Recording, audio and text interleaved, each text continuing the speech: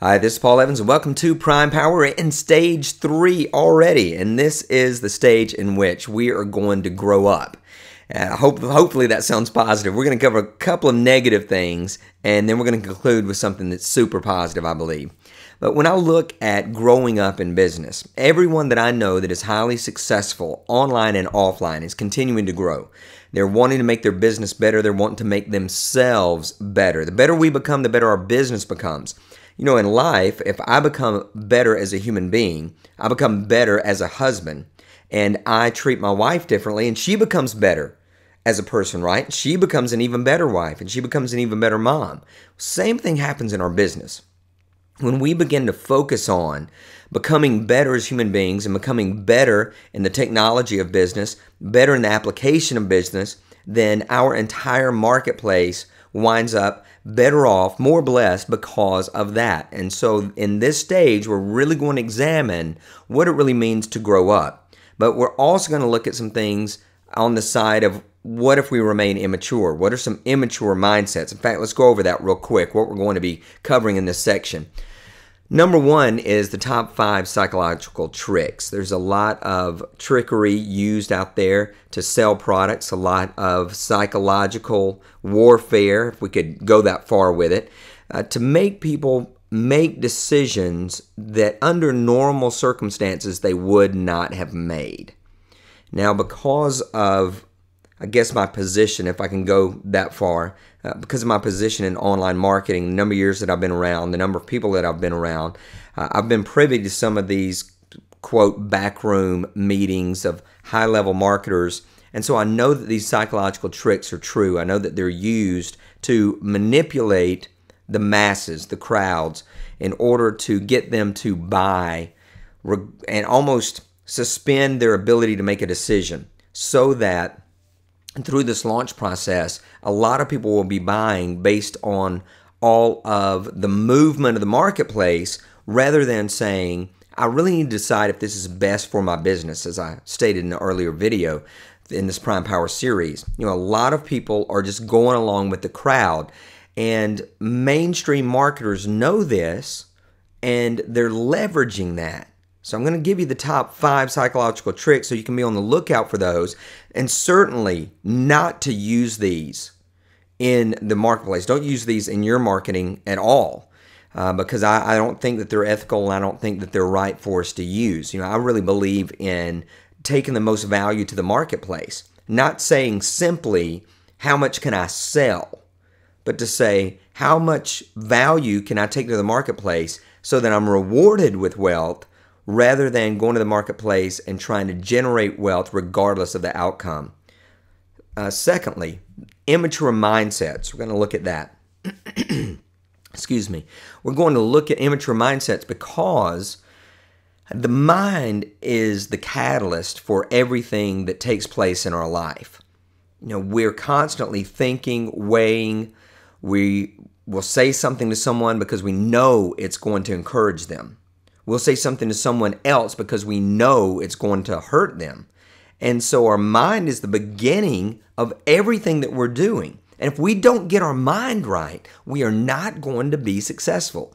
And I mean that all over the place. I don't just mean online. You're not going to be successful online. You won't be successful offline either if your mind isn't right. So I want to cover these immature mindsets so that you can get clear of those. And you may already be saying these, or you may have never said them, which I kind of doubt, or they may just slip in every now and then. And once we're aware of them, we can recognize those and we can put up some guardrails against them. And so both of those sections are a little bit negative, and I hate to cover negative stuff, but I think in this case we've got to, because I think it propels us forward and is going to help us to become a lot more positive in our business. And then we're going to conclude with business growth hormones. And these are some ways that we can get stronger in our business. And of course, legally, you know, human growth hormone is illegal. When I was back in my bodybuilding powerlifting days, I saw so many people using that stuff, And it's one of the reasons that I don't do anymore. I've reached the pinnacle of what I could do, I felt, in the natural competition realm. And to go any further, I would have had to be involved in some chemicals. And I saw guys that were urinating blood. And I was spotting a guy on bench press one day, and his arm literally snapped in half and came out, protruded from his arm, because his bone just protruded from his arm because of the chemicals he was using. So, I decided that I was going to stay away from that. So these business growth hormones are actually going to be legal, and they're going to help you go farther, faster, to get stronger, and of course, to have a great confidence in your business and in what you're providing. I believe that that's essential.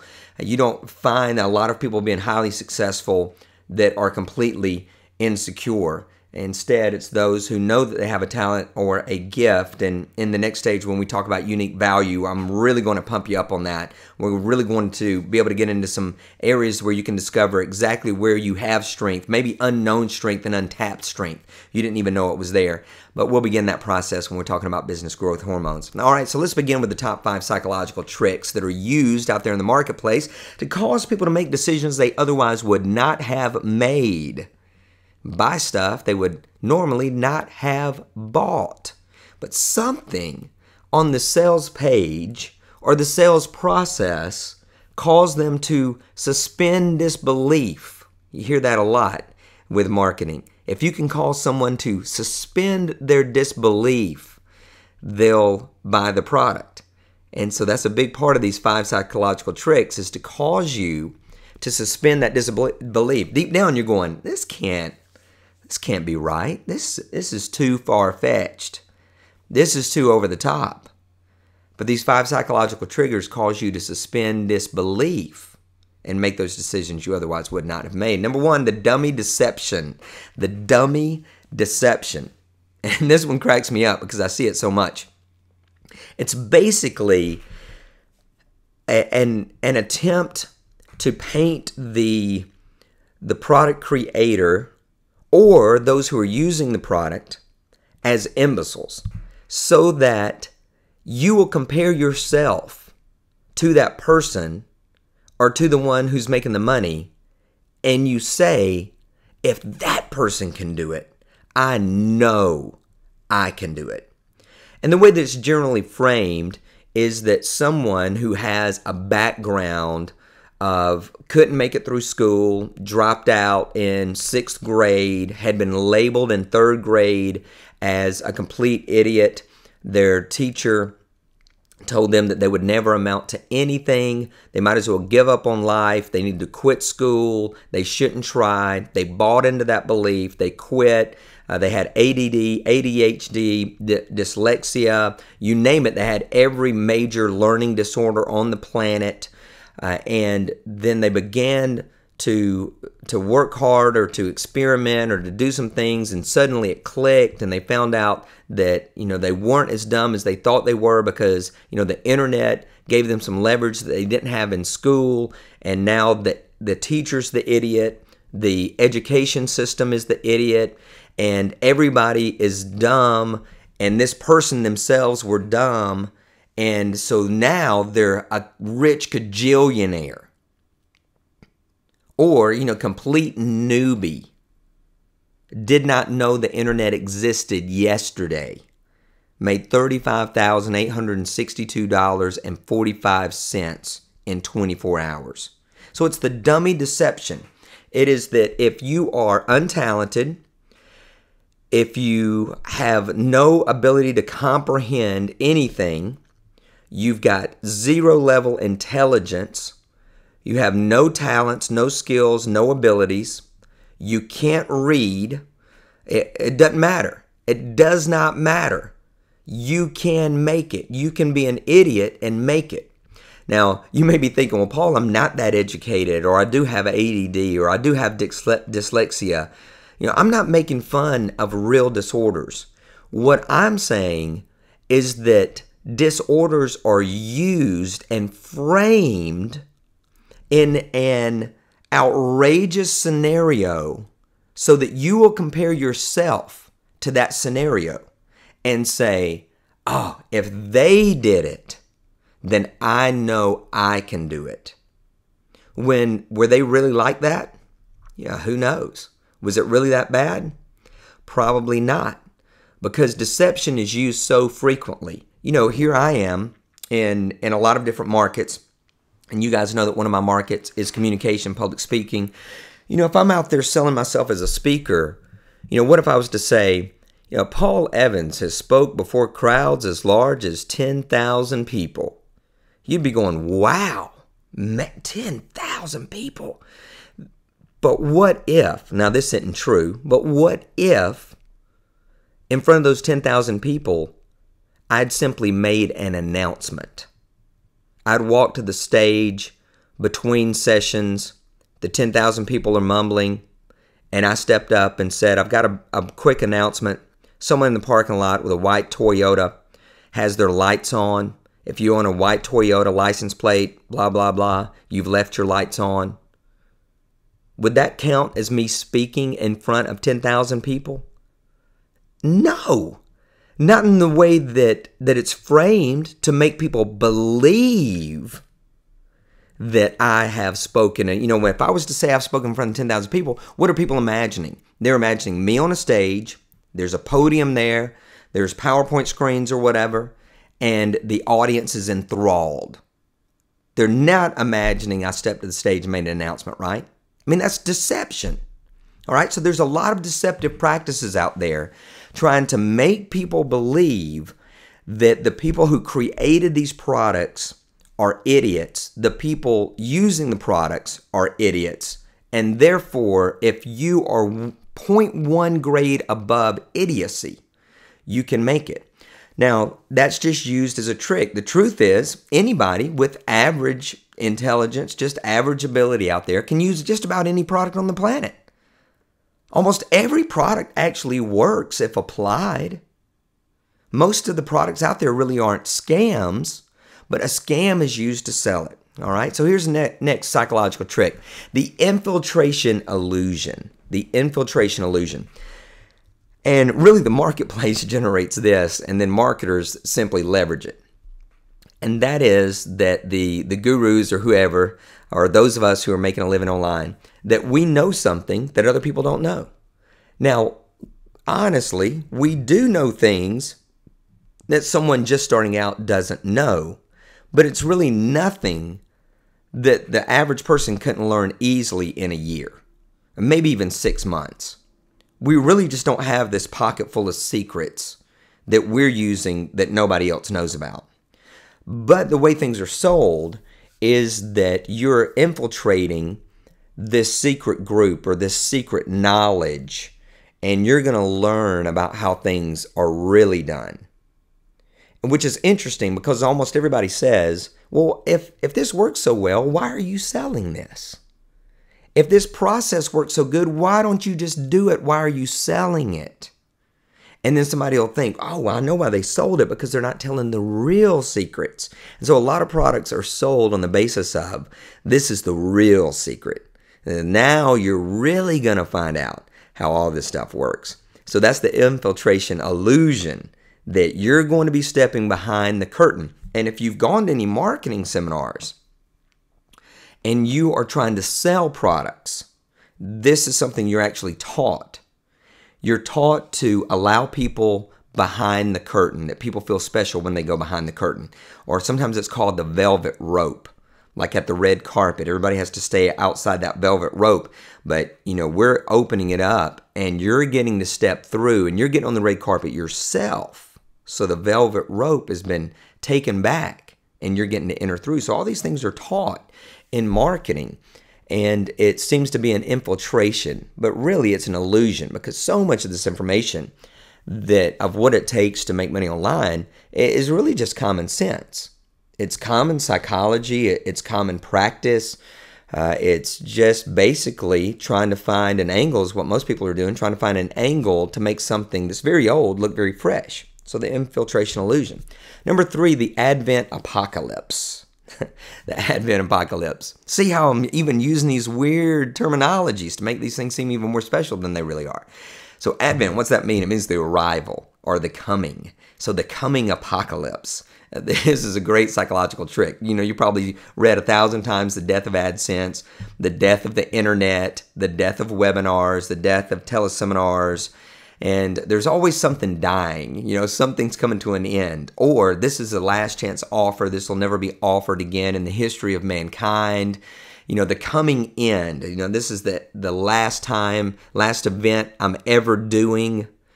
I'm retiring.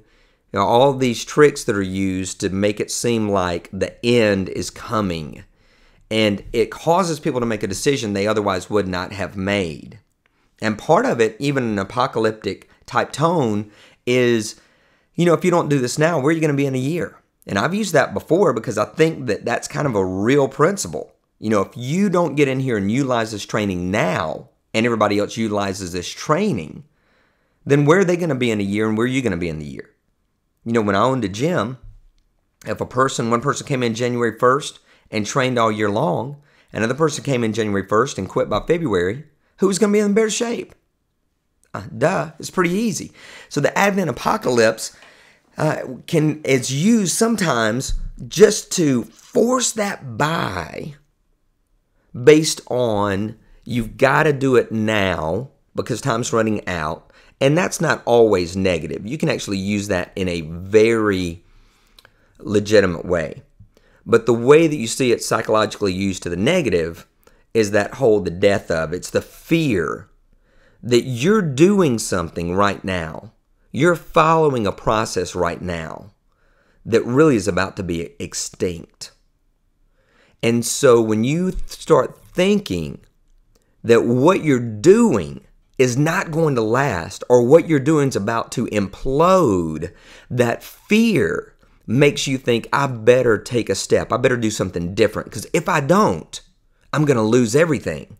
So the Advent apocalypse is really a fear-based psychological tactic. And I can tell you, fear will cause people to make decisions they otherwise would not make. And rarely is the decision wise.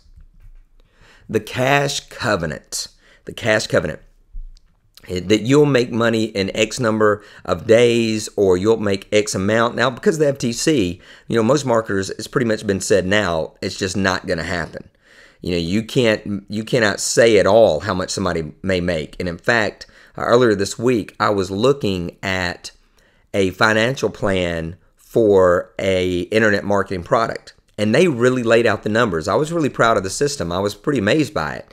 And what they showed was the average number of people who made X. And this is for everybody who made a sale in the last 30 days with this product. And they were the ones called active affiliates. And the truth was, less than 1% were going to make $1 million a year doing this product, right? Less than 1% was going to make $200,000. Less than 1% was going to make $100,000.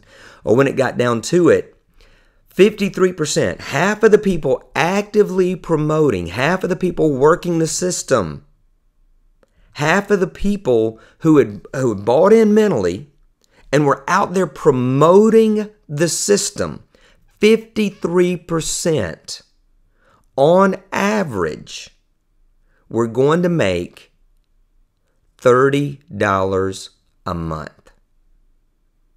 I really appreciate them being that honest. But you think about it, if you bought a product and you thought right out of the gate, half the people, a little more than half the people are going to make $30 a month. If you thought that's what you were going to make, would you buy the product? $30 a month? I don't think so. You'd think that was too much work for too little money, right? Because of all the hours, the energy, and the time that you're going to have to put into it, $30 a month, you go, no way. Well, the cash covenant is basically that's saying that there's this secret vow that those who buy this product are going to just make so much money, because you don't ever see on the page, except the example I just gave you, you never see anyone saying, man, I bought this product and made $10. It's always that they made $1 kajillion. They've always bought a yacht with it, or got a mansion, or were able to take a worldwide trip. You know, it was always over the top. So the cash covenant is basically this promise that you are going to be able to live the life of your dreams if you'll just follow this plan. I mean, even saying that, we all agree it's crazy, right? We all think, but that's bizarre because, see, there's no time frame associated with it. And what does our mind do?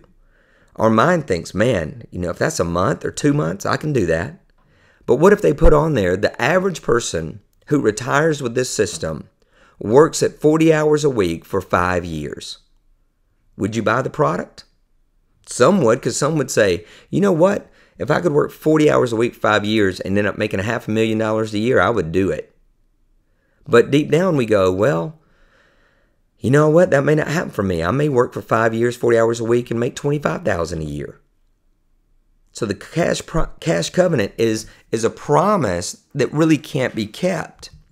And then the peace protocol. The peace protocol. I don't know really whose fault this is. Sometimes it's our fault for believing it. But I think that the fault still has to lay with the marketer in this.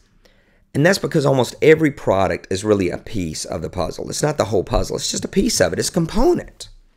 And so when we look at this thing and think, oh, this is the answer to my problems, well, we're in a false belief system already, because it may be the answer to a problem, but it's not the answer to all problems, because each problem requires a unique solution, correct? And so if I buy X product, believing it's the answer, it really can't be. And so marketers know that.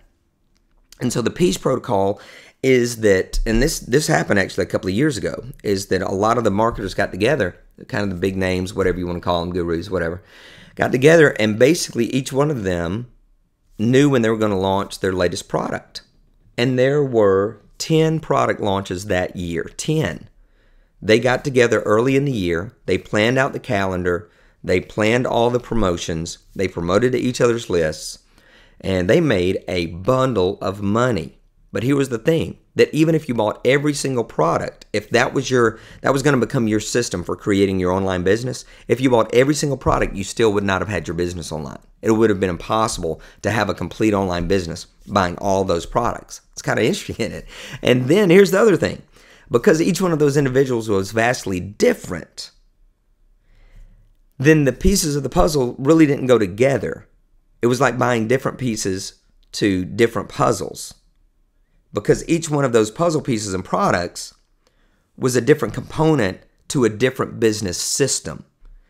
You see, if you're going to buy into one business system, let's say you're going to be an information marketer, you can go out and serve the marketplace, and you're either going to create products that are information-based, they're going to help them reach a desired destination, or you're going to be an affiliate marketer for a certain style of information product that's going to help people reach a particular goal, then you've got to make sure that you're staying in that realm of business, right?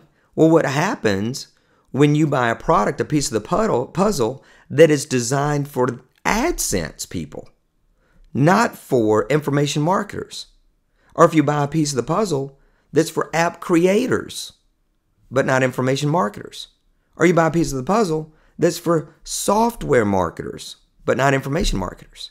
You see how the pieces don't really fit and they won't really go together. And so marketers are out here selling because they know that people are not going to think, wait a minute, here's my model. Do I need this product to match my model? Instead, it's marketed as if you get this, then all your wildest dreams will come true. So, sometimes it's our fault for believing something so outrageous, but I still believe it's really the marketer's fault for not framing the offer specifically for a market, but instead making the offer so open-ended that anyone in any market believes that it applies, because it doesn't always apply. So there you go, the top 5 psychological tricks. Now let's talk about immature mindsets, things that are going to really hurt us in allowing our business to mature. Number 1, this is enormous. I see it all the time. It's discouraging to me. But eliminate me. This is an immature mindset. Paul, I don't want to be part of my business. I want to basically, and I'm going to hit this again in just a second, I basically want to be told what to do, and I don't want me to be a factor. Well, that's impossible. You know, it's impossible for you not to be a factor. Now, if you watch the video that I did on traffic, that was, I think, after stage 3. It was one of those videos after stage 3. And I said, there's no magic here. And it was interesting because Kevin had sent in the question. And then Kevin emailed me and said, I disagree. There was a lot of magic there. But the reason was he was able to interpret the information. We don't have time to get into all of that. There's a big difference in getting something and you're able to interpret the information and getting something and you don't have any filter at all and you're just accepting information, right? Okay, so eliminate me basically says, I don't really feel good about who I am. I don't feel good about where I am. I feel like if this business is dependent on me and my ability and my skill set, it's going to fail. And so if I can eliminate myself and I can just follow a series of steps blindly, then I'm going to make it. But like I told you in that video, if someone says, you know what you need to do? You need to be a guest blogger to get traffic. And one person has a great personality and writes fantastically. Is awesome writer, knows grammar and crazy mess like that. Well, they can go and be a guest blogger and it'll be wildly accepted and they'll get a lot of traffic from it.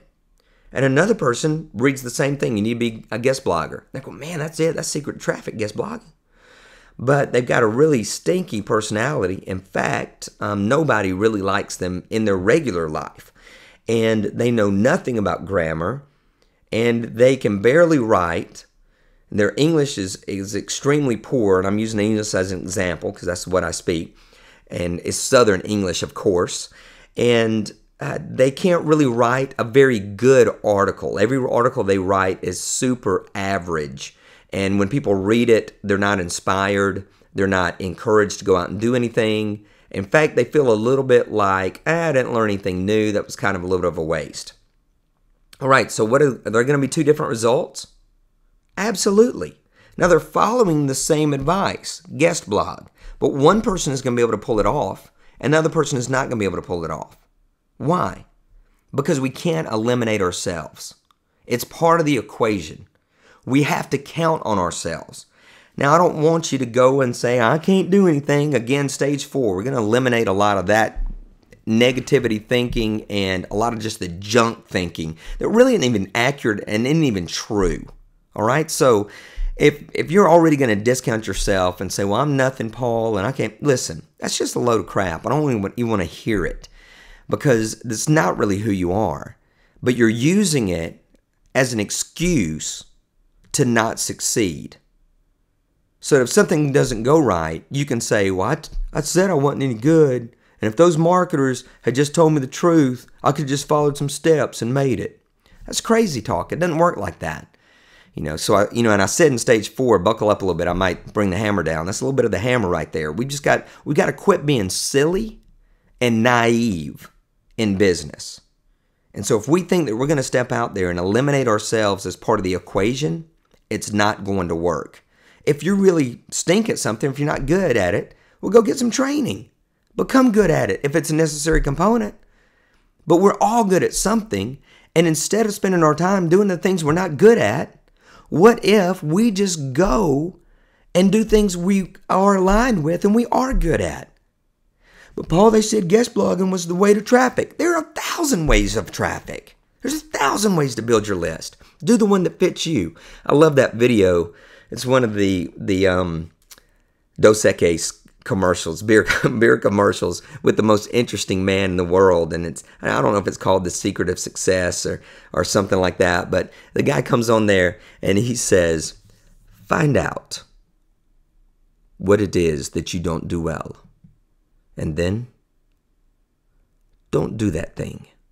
Man, I love that commercial. Let's just quit doing the stuff we don't do well or either get training and become competent. All right, secondly, a complete product. Paul, I don't want to buy multiple products. I want to just buy a complete product that gives me all the answers.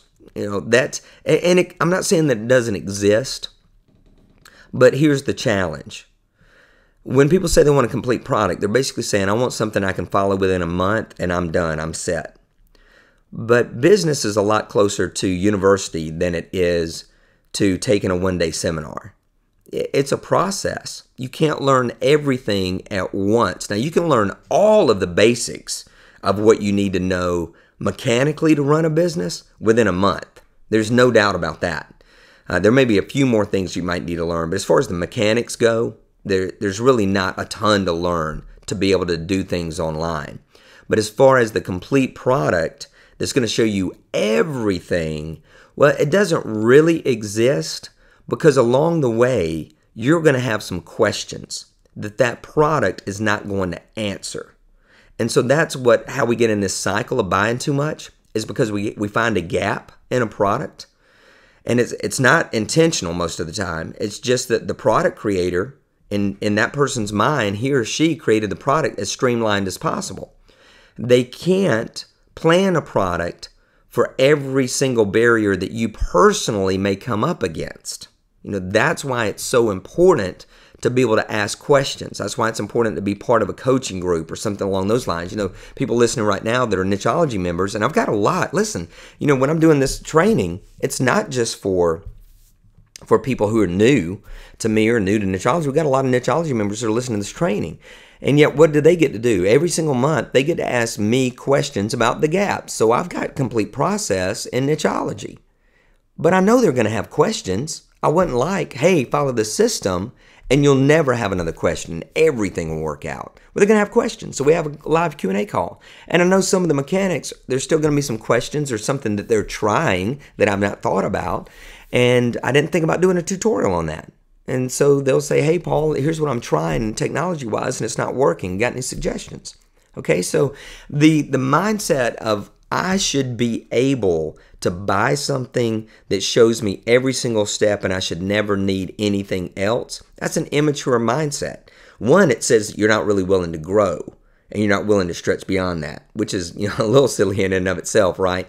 That we all need to continue to grow. We all need to continue to become better. Number 3, just show me what to do. I alluded to this earlier. Just show me what to do.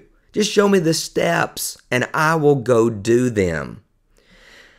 Well, it's not quite that easy for a couple of reasons. Let me approach it from 2 different angles. The first is that even if you're shown what to do, it doesn't mean that you can duplicate it. You can go out and watch a video of a guy who comes down a ramp and does on a bicycle and does a backflip. And you can watch that video over and over again, and they can even say, here's exactly what you need to do. You need to make sure that you're starting off at a level of at least 10 feet. The incline of the ramp needs to be X degrees. When you hit the pinnacle of the ramp, you should be traveling at 30 miles per hour. At that moment, you need to kick your legs out from the ramp and tilt your head backwards, rotating and allowing gravity to take over. See, I don't even know the steps. I'm making all that up. You could watch that 1,000 times. The first time you do it, the first time you try it, are you going to do that flip? No, you're probably going to get injured. But wait a minute. They showed you exactly what to do. They told you step by step what to do, and they showed you how to do it. Listen, this is part of the process, and I encourage people, I need to put the link to it under this video, and that is to get disposable websites so you can just go and practice things so that you don't feel all the pressure of having to make sure this website's perfect. So I'd say go just buy a domain you'll never use and get hosting that you don't worry about and set up a WordPress site and just go out there and practice, because you need to be able to make mistakes because you can't do it right the first time. Well, I've had people setting up a list and they will swear it doesn't work. This doesn't work. I want to go ahead and hit that one. This doesn't work. And then when I ask them what they did and they'll show it to me, I'll say, send me a video of what you're doing. And I'll say, now watch my video and then watch your video. Those steps are not the same. So what happens is in our mind, we think we are taking the exact same steps, but we're really not. So we've got to be careful with that. And then when we say, just show me what to do, it means, and this is the second angle, it means that if you show me what to do, I will have the same result as you. Again, not true, because we're all a little bit different. Myself and a buddy were running this morning, ran about 10 miles. I ran for the first time probably in 20-something years, for the first time back in late June. All of July, did a total of 9 miles all of July. And today was my fastest 10 miles. And he was talking about how fast I'd made progress. Now, I realized that I made fast progress, but he's still way faster than me, right? So I'm still in this training mode. So he can show me what to do, but because of his experience and because of the amount of miles that he's run, he's always going to be more elevated than me until I get to a certain level. Or let's say that we go into the gym and one person is a mesomorph. I can't even remember all of these terms anymore, but a mesomorph, I think that's a person that really genetically is pretty well composed to get a great result from their workouts, a great predisposition to getting a great result. And then there's the endomorph. I can't remember if that's the person that's heavier or the person that's skinnier, but let's say that it's the skinnier person. It's probably the exact opposite. But that person can come into the gym and he can see the mesomorph working out and say, man, show me that exercise. And it's a barbell curl. And the endomorph is thinking, I'm going to get the same result as this mesomorph. It's impossible. They're different. It doesn't mean that the endomorph isn't going to end up getting some great results, but they're going to have to learn what works best for them. So just show me what to do does not work in and of itself. It's an immature mindset. This doesn't work as an immature mindset. If it's mechanical, 99% of all mechanical tasks online work. They work. If it didn't, it most likely means that you took the wrong step, that you did something incorrectly. Now, don't get all beat up about that and get upset about it. It's just part of the process. So don't beat yourself up. Instead, just go, all right, I skipped a step here somewhere. Maybe I didn't pay as close attention as I should have. And you go back and rework it.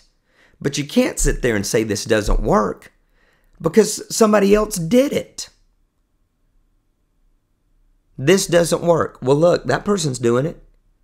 You can say, this isn't working for me right now in this moment. That's an acceptable statement. But to say this doesn't work means that you're trying to say it's a lie. That person lied to me.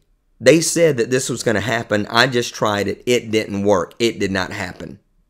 If there are other people that it's working for, then it's not a lie. It works. It just hadn't worked for you yet.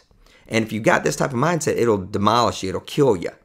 You won't be successful online with any of these mindsets. And then how fast will I make money? Of course, my favorite response to that is, how long is a piece of rope? You don't know. You don't know how fast you're going to make money. People ask this question, and it's so funny, as if everything is on the same plane. How fast a person in the how to lose 10 pounds market, how fast they're going to make money, is radically different than the person who's in the learn to write an ebook in 7 days market, which is totally different than the person who's in the hit the golf ball 350 yards market. See, all the markets are different. So how fast are you going to make money? I don't know. You might be able to make it in 5 minutes. You might be able to go to ClickBank and get an affiliate product that you believe in and go to Facebook and say, hey, I really like this thing. Go buy it. And somebody goes and buys it. And boom, you've made money in 5 minutes. Or you might say, man, I love this market. I'm going to serve it. And you start a blog and you start writing and nobody's coming. You write for 3 months and nobody's coming. And then you're like, I better do something.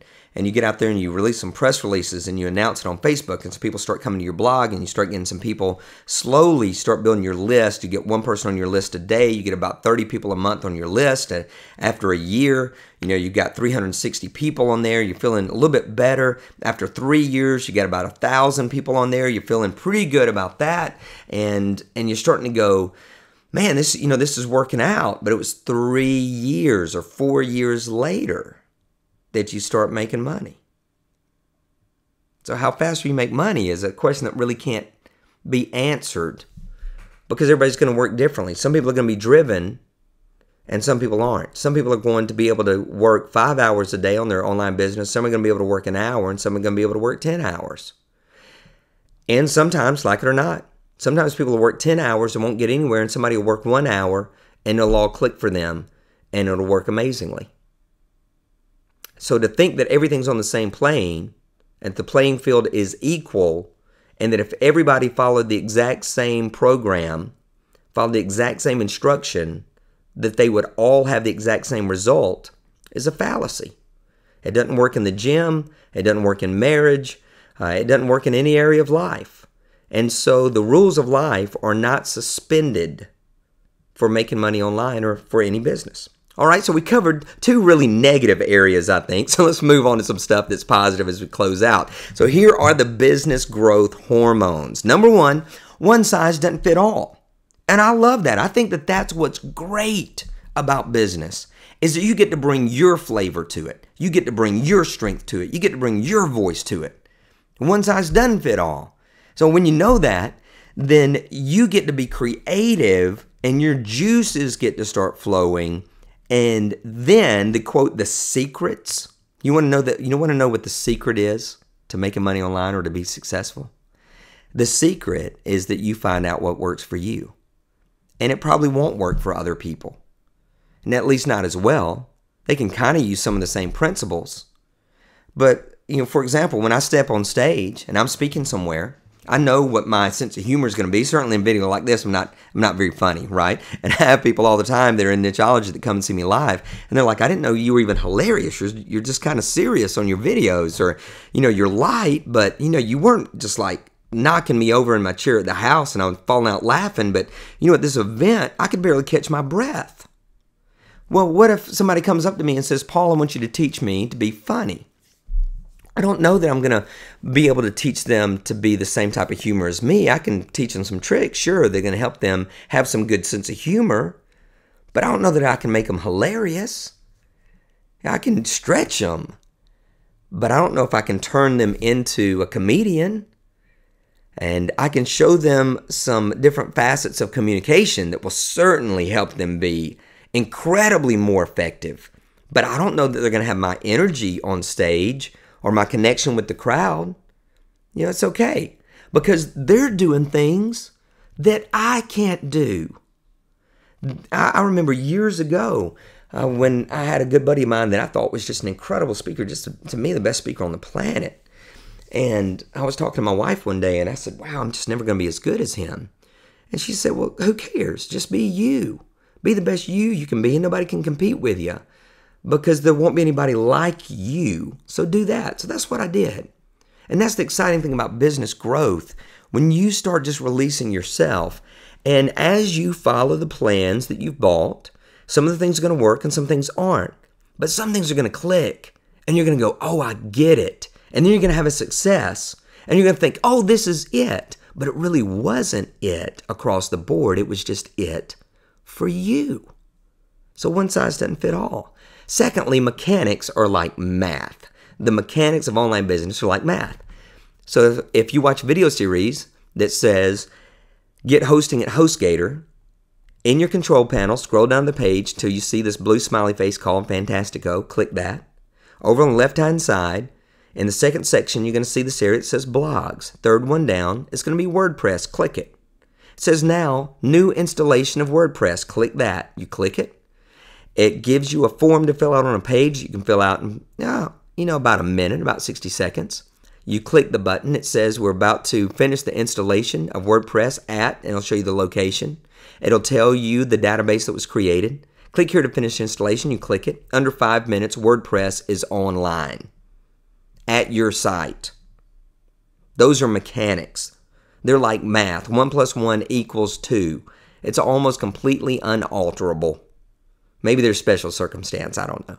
But if you're following directions using the same piece of software or using the same cPanel or whatever, you're going to get the exact same result. It's mechanics. And that's what's exciting about this. Because anyone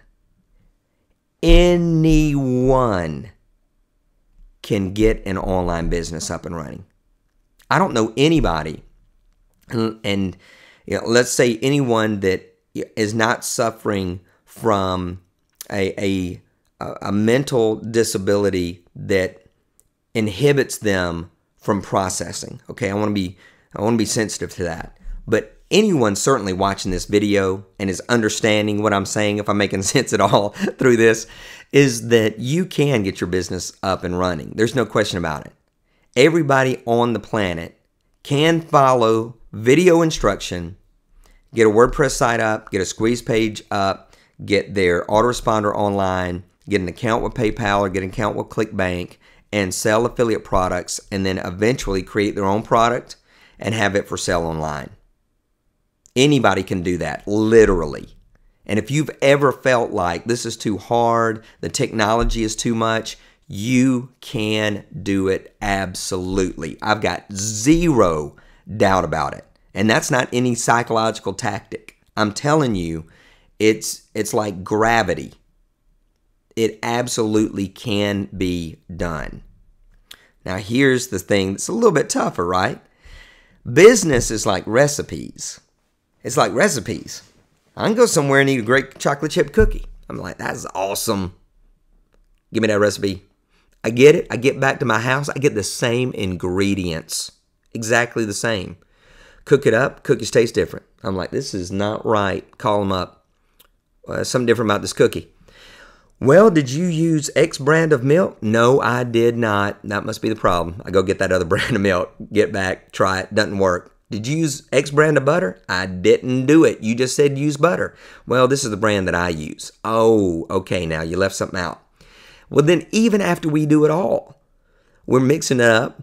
We feel like we've got the perfect recipe. We put them in the oven. Comes back out. It's a little bit different. Still doesn't taste right. What's the difference? Well, obviously their mixer mixes at a different speed. Maybe there's more air in our cookies or less air. I don't know. Maybe the humidity of our kitchen, maybe the temperature of our kitchen, maybe that our oven cooks slightly differently because the heating element in it, and maybe it's hotter on the top and not as hot on the bottom of the oven. Yeah, I don't know. There's so many different components, right? So business is like a recipe. Someone can tell you, here are all the components of it, but just because you put them all together, it doesn't taste exactly like this other person's business. But it's okay, because it's unique to you and it's a little bit different. What I want you to embrace is the learning process of finding out what works best for you. Now, does it mean it's going to right out of the gate work? Not necessarily. Some things will, some things won't. But it's part of the excitement, part of the process. So mechanics are like math. It's just going to happen. The technology can just work. But business is like recipes. So there's a little bit of ebb and flow in that. And you've got to be willing to work on it. Now, another link that I'm going to put under this video is my income DNA report. And I really believe you need to take the time to look at that. I'm going to give you a very quick synopsis of it. But income DNA, you really need to know your DNA to make money. And I think this is critical. And I think it's important. Here are the 3 components of altering your income DNA. Number 1 is education. You've got to continue to learn. Education equals knowledge. Knowledge equals I know what to do. Education equals knowledge. Knowledge equals I know what to do. Now, when you do it, that leads to experience. So education, experience. Experience equals competence. And competence equals I know how to do it. Experience equals competence. Competence equals I know how to do it. Then after you do it, you begin to evaluate. How did this work out? Did I get the result that I really wanted? Okay, I followed the steps, and they're getting 100 opt-ins a day, and I'm getting 15 opt-ins a day. Instead of going, immature, this doesn't work, you instead go, mature, this works, but I need to tweak it for me to find out how to increase my opt-ins. So you begin to evaluate. Evaluation equals wisdom, and wisdom equals knowing when and where to do what. Wisdom equals knowing when and where to do what. So education equals knowledge, which equals knowing what to do. Experience equals competence, which equals knowing how to do it. And evaluation equals wisdom, knowing when to do when and where to do what? So when we're thinking about this growth of our business, it's much more than following some system out there. It's a movement. It's ebb and flow. It's liquid. And also can make you wildly successful because you're not following anyone rote. You've got mentors. You've got coaches. I do as well. We learn from them, but we apply and we evaluate and we continue to grow until this business does not look like an imitation or a clone of someone else's business. It looks and it feels like us. And by then, you've grown up. You've reached stage 4 and you're strong. I want you to be thinking about those things as we go into the new year. I'm going to help you on January 3rd when we actually do a webinar to really anchor some of these principles even farther and to create a plan for the year. But until then, I want you to be thinking about these things. I want you to catch yourself in your mindsets. I want you to notice if you start saying, this doesn't work, or you start falling for something that seems to be too good to be true. So keep up with all that. Be very aware of what you're thinking, how you're processing, what you're leaning into, all right? Prime Power. Continue to grow, building a strong business as we go into this new year. Until next time, this is Paul Evans. Success is not an accident. Be blessed.